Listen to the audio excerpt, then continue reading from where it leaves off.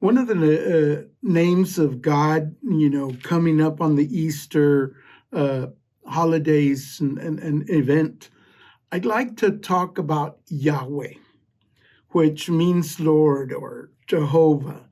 It is first seen in the book of Genesis, chapter 2, verse 4. And this is where God's creating the heavens and the earth, and it's a very peculiar name for God because it is used about 6,500 times in Scripture. In the Old Testament, especially, you'll find it in every book except for the books of Esther, Ecclesiastes, and Songs of Solomon.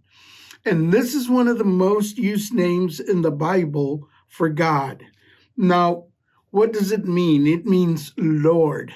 It means Master. That's what the name Yahweh means. And it is often understood as the name that God uses when he's making a covenant with humanity or with mankind.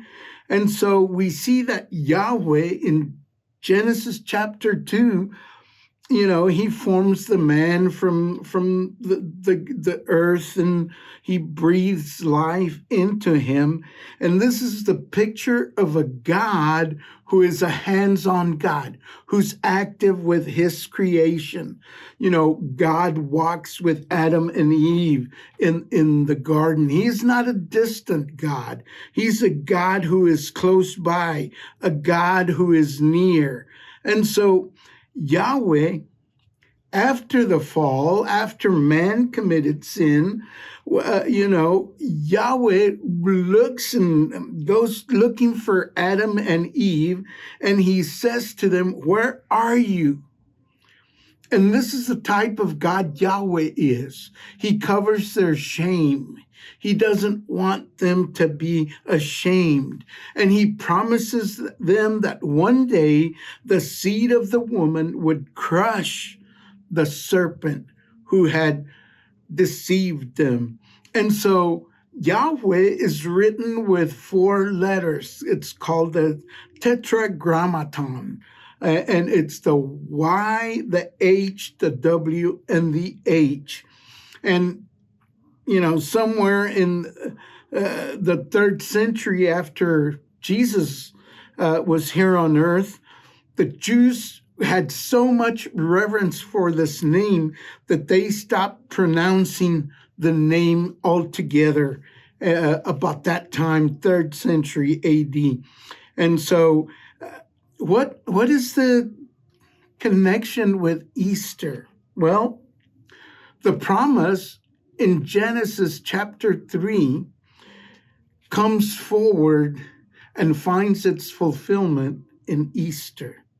Yahweh promised that the serpent would be bruised with the heel of the woman's seed, but the serpent's head would be crushed. And so what we see is that the cross is Christ's heel,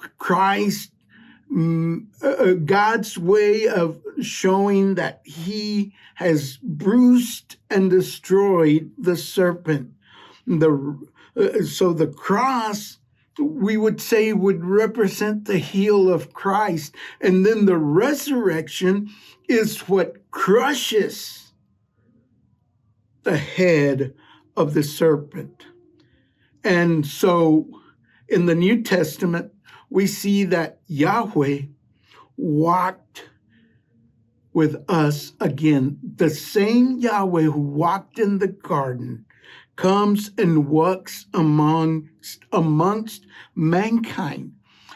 Yahweh did not abandon his creation after his creation committed sin. He pursued it.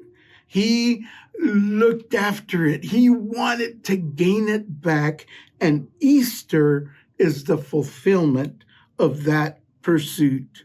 And so the Lord Yahweh finishes what he starts. He finishes what he promised. And so what began back in Genesis chapter 3 and with the fall of man and all that finds victory in the empty tomb on Easter.